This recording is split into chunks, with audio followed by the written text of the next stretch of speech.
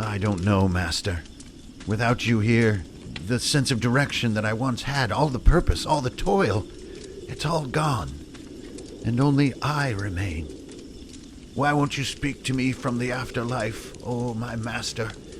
You were this great wizard, my only teacher, and yet there's nothing but silence on this windy night, and this plain old stone. I don't know what to do next, where to go, what to seek, what to do. I don't keep towers, or hide treasures in strange rooms, carve glyphs on old bark. I don't make mushroom tea. What am I to do without you? What was that? Who's there? Is that someone? Show yourself. Merely a pilgrim passing through. Well then, I suggest you be on your way. That this is not a place for visitors and pleasantries. This is a time of grief. This is a grave marker, can't you see? Son, everywhere I walk are grave markers. But I hear that you're listening out, listening to the winds, hoping for answers. And let me tell you, if you listen to that silence, sometimes the silence speaks louder than words. The stones cry out. You can hear them now, if you only take time. Time to lend your ear to the four winds. Yes, you sound exactly like my master. Please, I'm so sorry. Come closer, warm yourself by the fire. It's a terrible night out there. Terrible, and even colder facing it alone. But I'm so sorry. I'm new to this experience, to be completely honest. I have only my pack, my silly little sword, and my withered stick, and here I am pretending to be a wizard. Without my teacher, I've no idea what to do next, but at least we can not know together. Your teacher may be gone, lad, but if you look within, his words are still there, written in your heart. I guarantee it. I will share with your fire. I will share your warmth, and in return, you can have some of my tea, some of my things. For these things, they are better together. Companionship, that is the true lesson. Well spoken indeed. But before things go too far and friendship begins to bud, I must reveal my purpose. If you look closely here, the object in my satchel, this ebony cube, laced with golden markings, is no mere trinket. Look deep into it. You will be lost. You will be contained. I will not be a lonely apprentice, but a dark lord of the RPG Mainframe.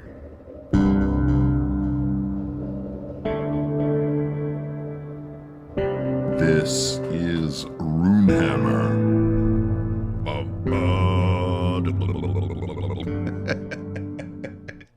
There we go. It was all a Hellraiser level booby trap. Drawn in by the warmth of fire and companionship. Absolutely outstanding. Okay. Hey, everybody. Welcome back to the RPG Mainframe. It's your buddy Ingrid Bernal here. Hankering Furnail. That's me, Brandon Gillum. Brandish Gilhelm.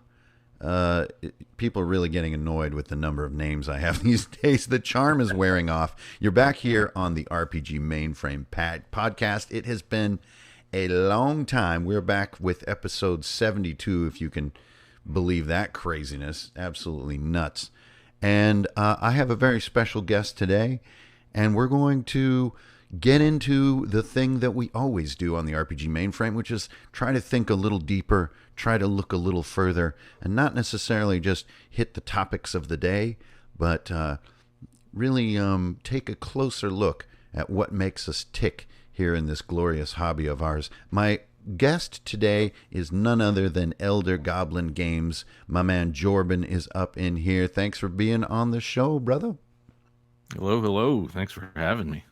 You bet, you bet. Okay, so let's waste no time and get right into this. So today, I wanted to talk about maybe what's hinted at a little bit in our cinematic introduction, which is this concept of drastic change and seeking shelter. Now, hopefully this conversation will not lead to an arcane booby trap on my part to eat your soul with the RPG mainframe.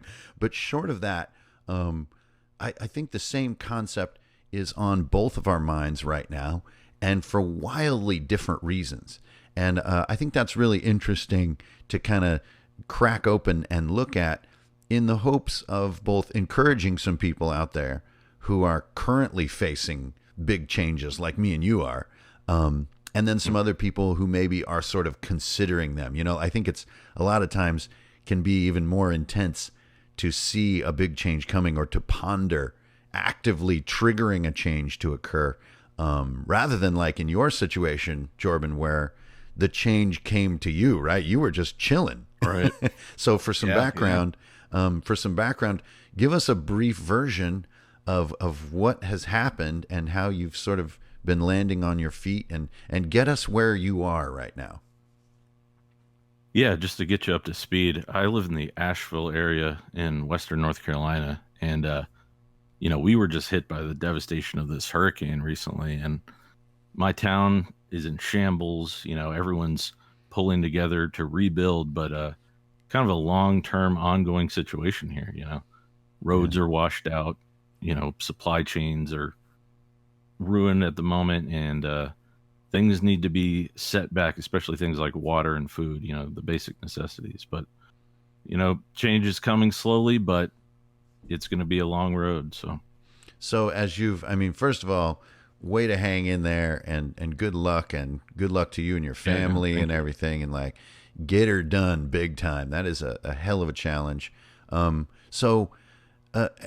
you face this, obviously one of the pieces of context here, for those of you who aren't familiar, who are listening, is that Jorbin did a video about I basically had to abandon my ruined town and throw some RPGs in a backpack and kind of hear some of my go-tos, and ran some games for my in-laws because we're kind of, displaced right now and stuff.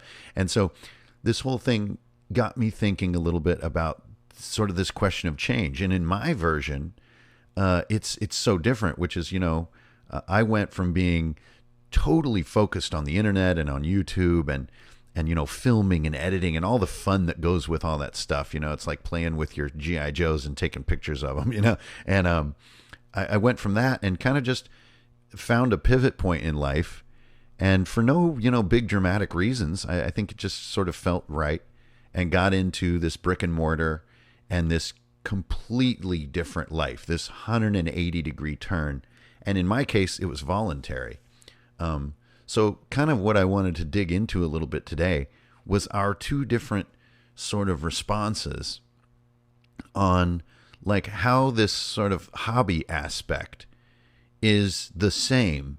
Like what aspects of it are the same after these big changes have taken place? Like for you, like what sort of buoy in the storm is there? Just as far as your hobby aspect of your life, like has anything kind of held together, or is it just all my character sheets got washed away? Yeah, no, from a physical standpoint, our apartments are totally fine. We ended up coming back just to check on things, and like we're kind of sitting on a hill.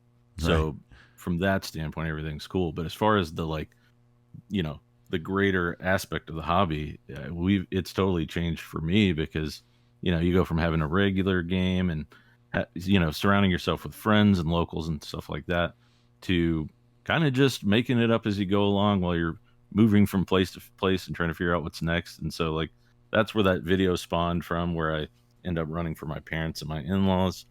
It was kind of just out of a necessity to do something sort of familiar and to pull away from everything that's happening, and kind of take some time to breathe and really just enjoy something, get our minds off of things for a bit, because it's it's really hard when you're immersed in it truly to pull away. So Right. And so for you, the familiar or the anchor point was just kind of sitting down and just doing the doing, right? yeah, Just kind of, absolutely. it Yeah, wasn't necessarily, yeah. And so I think this is, it's interesting because I think for me, like the anchor point before was like this feeling of like this sort of voice, I guess. Like I was like broadcasting. I was kind of, I had all these things I wanted to tell the world. And mm, and the minute that the I changed to kind of this lifestyle, I sort of have to agree with you. It really, so many things fell away, and it was kind of just like the doing part was the only thing that was still kind of similar, that was still right. sort of untouched. And I think that's part of like that's sort of our first sort of chapter here in the podcast is like when these huge changes are occurring, these like seismic level ones. I think it's like I gotta applaud you, my man. I think it's cool to just be like, yo, you guys, I know there's like cars floating by and stuff, to make light of it, to make light of Yeah, yeah. it. um, I know that there's this big disaster and we're all coping with it, but at the same time, it's like Friday night. I think we should like throw down on some Shadow Dark. Like, what's up? Right. you know, Yeah, yeah, absolutely. I Yeah, really, and really like that. and just to your point, I just did a charity stream the other night with DM Tales, and he even said, it just shows that your world's been kind of flipped upside down when RPGs are the normal, when you're coming back to play at the table and roll dice and have some laughs. So I think it's cool too. It's like for everyone listening to think about how I think we might sometimes just think it's kind of like playing video games, right? Like it's right. D&D is kind of like a video game style hobby, right? You kind of like chilling, you kind of checking out on things a little bit. You want a little bit of a break from all the crazy. But I would argue that that would be a very different thing to do as a way to kind of escape and to soothe these big heavy changes. A very different kind of psychological effect to kind of kick down with your controller and spend a couple of days. That's like just so different. And I think that's a way to appreciate what we do, a way to look at it anew, which is that it really can be like that kind of shelter or that campfire in a way that I don't think a ton of things are exactly like that. It's kind of like a family dinner, right? Yeah, yeah, absolutely. Yeah, and just to your point, that video I made where I talk about the different games I grab, even that thought process of I'm like looking around at all my stuff, trying to figure out like what's priority even here, like clothes, we got kids' toys and all that, but then I'm looking at my bookshelf and I'm like, I got to grab at least a couple of these just in case. Just in case something crazy happens. Yeah, absolutely. Man, that's wild. So I guess I want to just like shout out to everybody out there, like appreciate your actual practice of your game and see it for the sort of the buoy that it may actually be. Even if you're not going through a big change, just give it a quick holler of appreciation and like take a good look at those people that do show up and love that stuff, appreciate that stuff. So when you went to kind of hang out with the family, right? And even you took it even to another level doing the in-laws, right? So you're like you're like going up Yeah. to your mother-in-law like, yo, let's play some D&D. So often on the RPG mainframe, we kind of talk about like these heavy existential things, but then we always sort of ramrod them down through a funnel into something we can use in our hobby, right? So as you were facing that crew, give us a glimpse a little bit of the challenges you faced and maybe some of the techniques that you used, like running that game to sort of make it pop. Assuming it popped, I mean, did it go great? Was it horrible? Like, what happened? Give us the rundown in a way that we can learn from it and take it forward.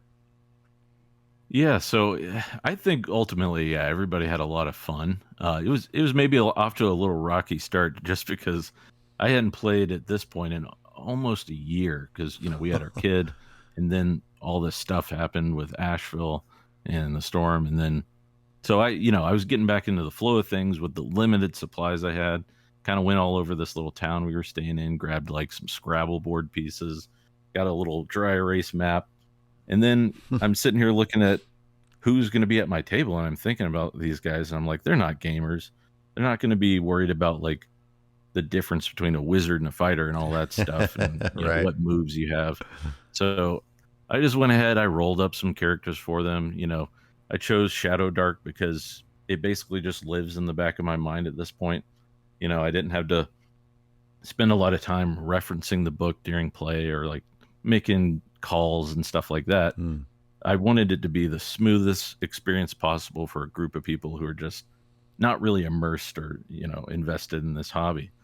So one of the first things I did was I just threw them into the action. I had a little adventure, Waking of Willoughby Hall, if you've ever heard of that one. Oh yeah, great. And yeah. And I chose that one because, knowing my family in particular, they're not really into the maybe grim, dark side of the hobby. And that one's kind of a mansion Clue vibes, and it's like a, bit of a whimsical fairy tale elements and things like that. Yeah, NPC like shtick is a big deal in that game. Yeah, for sure. Yeah, and then I tried to avoid just using a lot of gamer terms, which still happens. You still throw out HPs and ACs to people who are like scratching their head, but I tried to make that transition smooth as possible by just kind of asking like, what do your characters do, in a sort of like choose your own adventure style. And they picked up on it really quick because I had a little map going there, and it's like old Victorian home, and there's drawers and dressers and chandeliers and black candles, and they just start picking all the stuff apart really quick. And it was cool just how quick they caught on to sort of like what to do and what the vibe was. So and then eventually they're rolling d20s and rooting and cheering, or like what was the sort of the highlight when you knew, oh man, I got it? Really, I think so my mom's character, she was playing a halfling thief, and they enter this one area in a kitchen, and it's got an old chimney in it. And, I'm telling them like, it's pretty small, probably like a human sized person's not going to fit, but you happen to have a shorty on your team, and so she gets up there as her character and gets pushed up by the other people into this secret room that's collapsed in the wall of the chimney. And cool. All of a sudden they're looking at all these things on the table, all these old tomes and alchemist supplies, and you can see the gears and the lights really start turning on behind their eyes when they're like, oh, we can't get up there to help her if something goes wrong, and like she's kind of on her own here. And then the stakes really started to set in, I think. Wow, that's cool. So they felt the cold chill of fear for the first time in that moment, like, yeah, because she was isolated from them and had found like dark magic power, and then you see that look in their face. That's really cool, because it's kind of like you kind of juxtapose that with them not really knowing about the sort of the grim part, and so it's kind of cool because it lets you serve such a small amount of food to get that same thrill, like a player who's used to grimdark, it needs to be utterly mind melted to feel that sensation. But in this case, it's just a little hidden attic. That's really cool.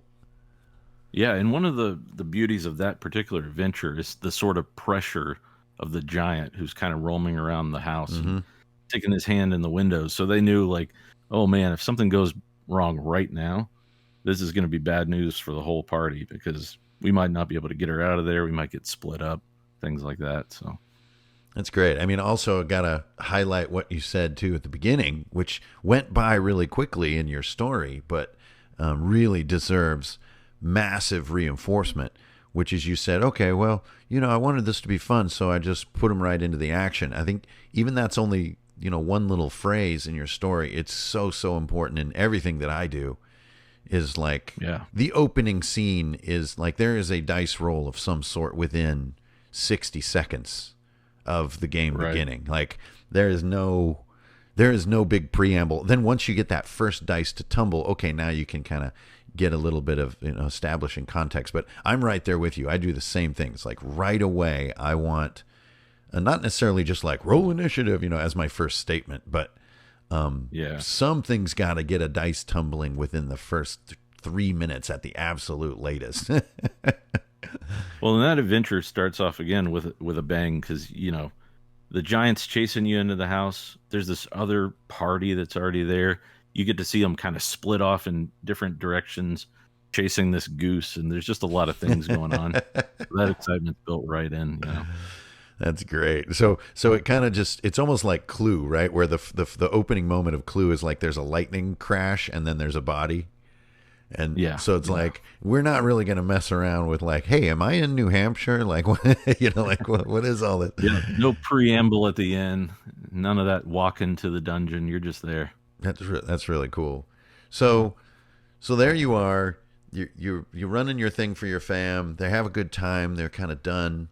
So what are you going to do next? Is this going to be like an ongoing thing? Like what's your next destination as a hobbyist with this kind of displacement that you're struggling through, and like you don't even know how long it's going to go on. So Yeah, for sure. what's on your creative plate right now in that situation? Yeah, I thought about picking the story back up and seeing if they wanted to keep playing. We did kind of split the party, so to speak.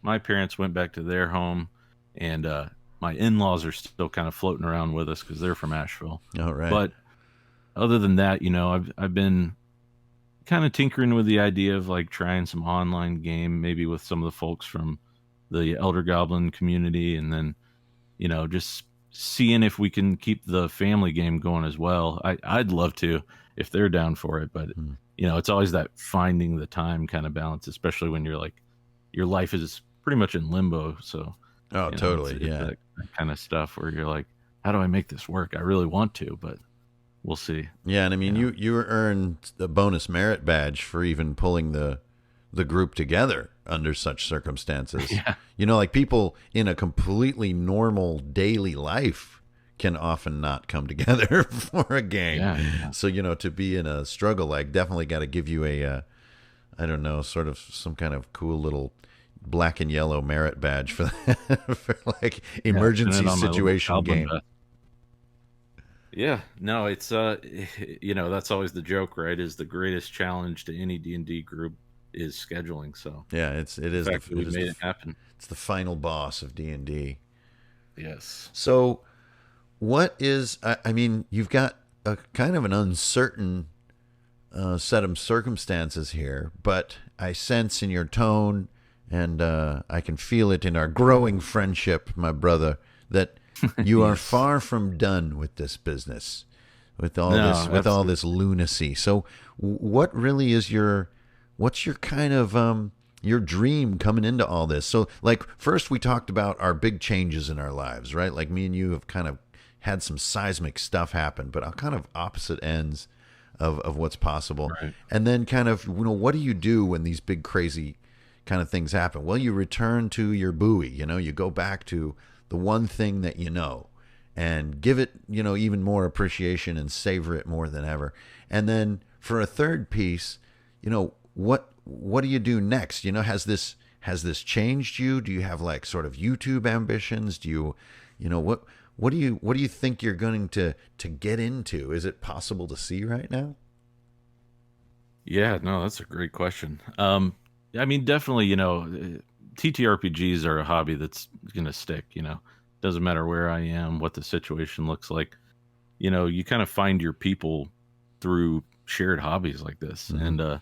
And that's definitely something I'm going to keep doing, especially even on YouTube, I feel like we're building a small community that are people that just really love what brings us together, because there's a lot of stuff out there that it's dividing lines in the hobby, and it's we love this edition or we love that, and that's all fine and good, but what I really love to celebrate is the things that do bring us and bind us together.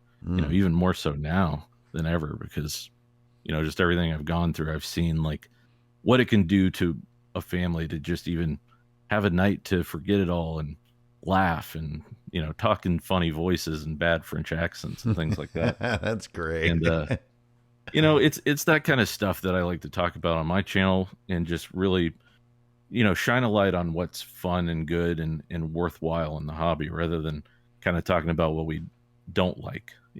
Right.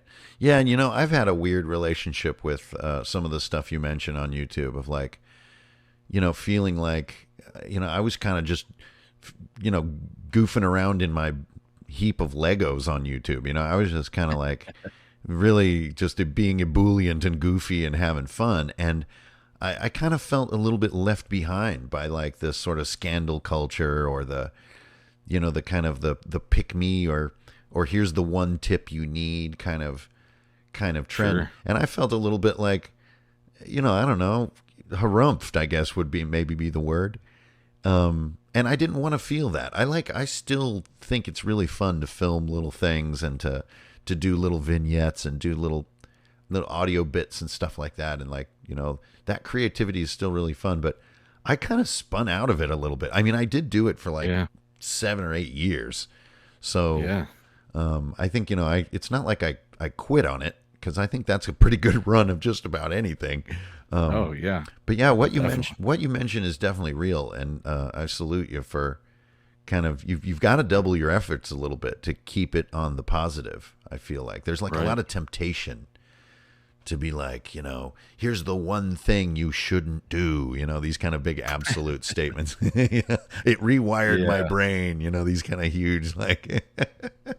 Oh, for sure. Yeah. No, I mean, it's pervasive in what I call the dungeon tuber sphere. Mm-hmm. It's, it is easy because those are the headlines that, grab people and pull you in. But for most of the folks out there who are looking for TTRPG advice and stuff, they want the practical, they want to hear what's going to work for them at the table. They don't need to hear about the 13 don'ts of DMing, even though I think I've literally made that video once, but that's great. But I always try to spin it in a light where it's like, okay, but let's talk about it really and look at it with a more focused lens and see like these are the whys. There are a lot of YouTube channels out there that aren't asking the whys of why is this important? Why is this aspect of the hobby not talked about enough? And I think people have really caught on to that lately. Say what you will about the sort of sensationalized side of YouTube. People watch it for sure, but it's not why I came to it, And a lot of those dungeon tuber channels I really loved in the beginning have either sort of fallen away or largely just turned into businesses at this point, which is fine. Yeah. Nothing wrong with, gamifying what you do or what you love.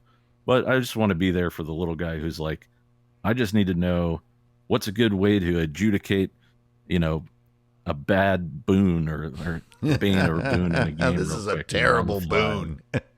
Yeah, a terrible boon. This is the worst boon I could have ever hoped for.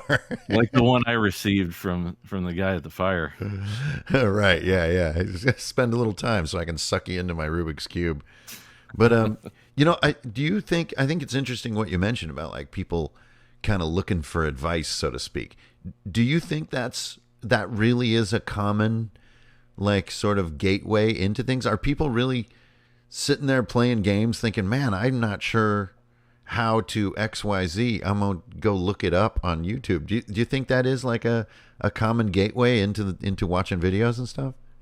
Oh yeah. I think now more than ever. I think as some of those channels have fallen away and as just like the popularity of YouTube has risen, I think people are desperately looking for ways to get involved in the hobby in practical ways. They're looking for examples and advice, things that really make sense to their brain. And that's the other thing is, there's a lot of broad advice out there, which is good for some types of brains, but we're all very different. Everybody's wired a little differently. So I'm always trying to find ways to like explain it to different audiences, if that makes sense, because I really do think there are people who they hear something said a specific way, and it's like that light bulb moment happens where they're like, oh, that's D&D. Okay. Now I'm starting to see, behind the curtain a little bit. So it's another reminder of just like how crazy my sort of 180 turn in life has been, is that I spent, almost 10 years thinking about basically GMs. As you mentioned, GMs need advice or solutions or workarounds or a tight little compact idea they can plop in that they saw this other day or they heard about. But now that I've come into this space and really like engaging basically a neighborhood rather than the internet, right? They're very different communities, Right. both with their own awesome parts and not so awesome parts. But I found that like engaging the neighborhood, like, sort of the north half of a very large city, that the GMs are so few and far between that really what you're engaging is kind of what you said there in your second piece of like, find a wire in that person's brain that you're talking to. And you have to do this in a matter of seconds or minutes. And you kind of need to find that wire, and you need to jumpstart it to figure out a way to make them see why we're all so into this. Like why I'm all psyched. Why do I have this whole shop? Why do I have this crazy, cluttered, chaotic workshop in the back? And like, why am I doing like a neon pink and blue owl bear and like, fretting over it, wanting to be perfect and everything, and like, just what is this? Why is this happening? We'll have people come in the shop, and one day this is a literal word for word thing that happened. Guy came in, looked around, comes up to the cashier's desk, and he goes, "So, what's the vibe here?" That's awesome. And I'm like, hey, let's talk about that for a minute, actually, because you have such a unique presence both online and now in your store. You have this very artist approach to things, and I'm curious if it's really drawn in a certain kind of crowd to your physical store there. I mean, yes, I guess like I would say a quarter of the people who come in either know about me a little bit or know about me a lot. And so that's always really fun because you kind of have your slam dunk already. Right. And so that's a good feeling after all these years of hard work, to just be, to just be understood basically. But I got to tell you, Jorbin, I think the crazier, more fun sort of scenario, which is every single day, by the way, is we kind of around the shop here, and this is not meant to be derogatory, but we kind of refer to some people as normies. Yeah. And normies are kind of just normal folks who probably have heard the term Dungeons and Dragons, but really have no frame of reference for what it is. And I don't mean a little bit of a frame of reference. I mean just none.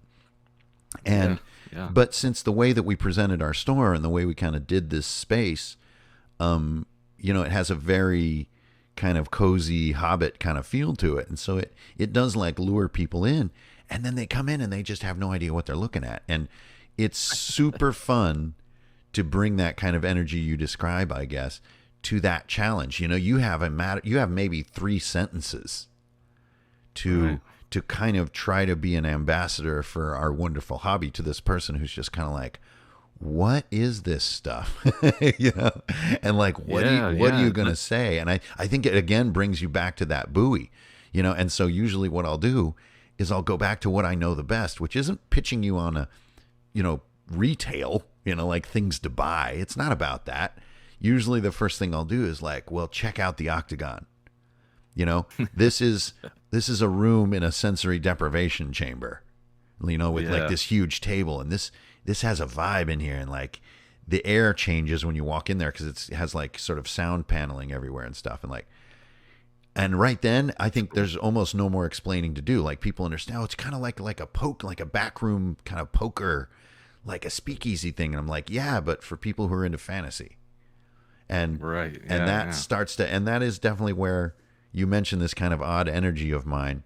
I do think it's something I'm really cut out for, is to be an envoy for our hobby, hopefully that doesn't scare people away, because I do think sometimes people who are really into a thing can scare off the casuals, Oh, absolutely. And we gotta love the casuals. Those are the people in our neighborhood. Those are the other Muppets walking around.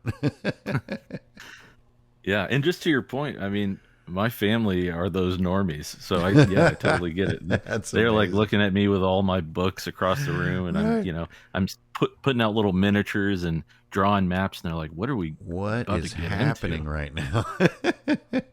What did we just agree to?" Still, I don't know if you're like me, but I love that moment.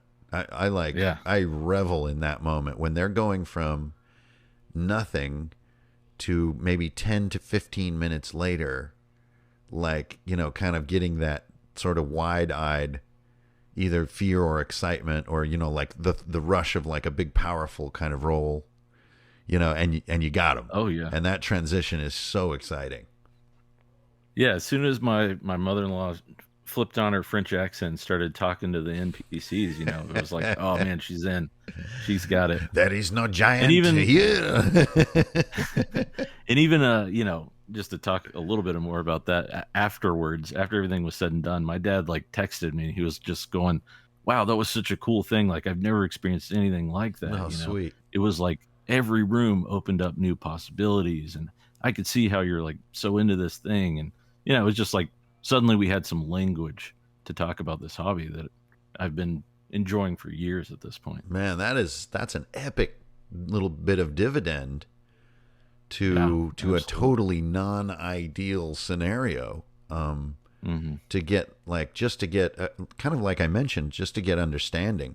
That's something that was constantly driving me when I was working with YouTube aggressively. Is I wanted the Sphero out there, the hobby itself, to understand me, to know that I do the things that you guys do, but I'm a little more of like I don't know, a commoner in a way is how I see myself. I like to bring it to the Muppets in the neighborhood. That's kind of like that's my thing, and to get that from your own pop, I mean that's huge, because you're spending like a lot of time, you're spending like your disposable income on this stuff, and to be understood that's friggin' great. Yeah, and it's funny that you use that language, because somebody in a video, I can't remember who put it this way, but the RPGs really are kind of a language of their own. It's more than just like a hobby, in the sense that like each game you play has its own dialect to it, and its own sort of pillars and aspects. But like a language, it takes some time to know and understand it. Otherwise, it's just all Japanese to you. It's a strange thing you're hearing people mutter about in a room upstairs above a shop until you finally roll the dice for yourself, and you unlock something in your brain, and you go, there it is. I get it now. Yeah. And for me, the quote that I often, maybe that you're thinking of, is it was Frank Metzer. I met him at Page last year, and I mean, the guy's a legend, but since it was a really small environment, you could just sit and we were just basically chit chatting. And someone asked a great question to him about, what do you think about, 5th edition? It's got this kind of all capitals kind of vibe to it. It's like, it's been 10 years and we've been playing the same stinking edition, and like they're going to release a new book and it's pretty much still just 5th edition. Help us, Frank Metzer. And his response was so legend. He's just kind of like, well, it really could be this edition or that edition, but whatever the newest one is, we just use it as a frame of reference for our common language. And basically he's like, that common language lasts a matter of seconds or maybe minutes before it starts being altered. And but it's just, hey, sure, that's the current thing. Okay, it's like today's newspaper. Do I really need to invest my whole conceptual framework in today's newspaper? It's just it just happens to be the issue just came out. Like, we can still think for ourselves. It just happens to be the one that's on the top of the newsstand. That's awesome. That's such a poignant response too, because I mean, I'm staring at a shelf behind me right now. I actually went back home to Asheville just to do this, to make sure I had all my equipment. But I'm looking back at these RPGs, and they're going to be here for a long time, hopefully. And those games aren't changing. The ink is already set in that paper. Doesn't matter what happens on YouTube or the internet tomorrow. Those games are right there, and I'm going to run them the way I always have. So that is a brilliant and epic way to conclude our podcast, our discussion today, our conversation today, my friend, is really just like, there are huge changes that are afoot. And right now, Lord knows they're all around us. We're in this sort of rapidly changing kind of semi-cyberpunk world right now. and it even extends into areas I think that we kind of thought was coming, but to have something like Asheville happen is different than kind of thinking it's coming. That's next level. Even looking at it from a remote stance, where I'm at. Not only have I been to Asheville, but I also grew up in mountain towns, and it's kind of like there's no hurricane rain in mountain towns. Like I must be reading this wrong, So I do think we're in this storm of change, and so you got to find something that you can hold on to, that you can go back to when these changes occur, and then I think you really make a great point of like, if you can do that, there might be some dividends on the other end that even before there was a sort of a disaster or a big change, you weren't getting that understanding that sort of emerged from this sort of shadow dark session under duress in, this funny mansion with the giant and everything. And like, I think that's a perfect way to illustrate what we're hoping everybody hears is like, cling on to that buoy.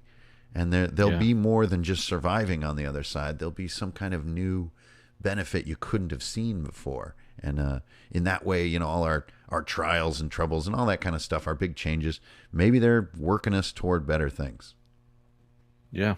Yeah. And like you said, I had no idea what journey was ahead of me when I grabbed those books and shoved them in my backpack. I didn't think, I'm going to play this with my parents and my in-laws. We're going to have this bonding experience. That was not on my mind. I just thought, just maybe this is worth grabbing. Yeah.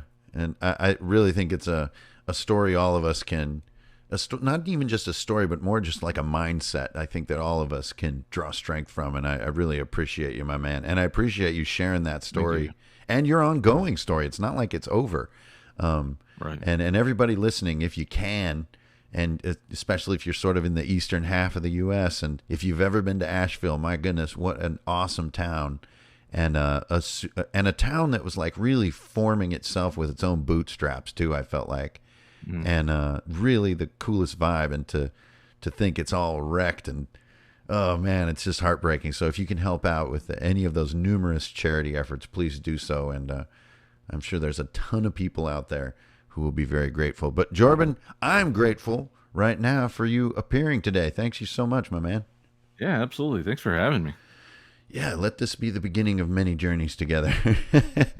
And thanks everybody for listening to the RPG Mainframe. This is Elder Goblin Games, my guest today, and your old buddy Hanker Infernal, and we are out. Peace.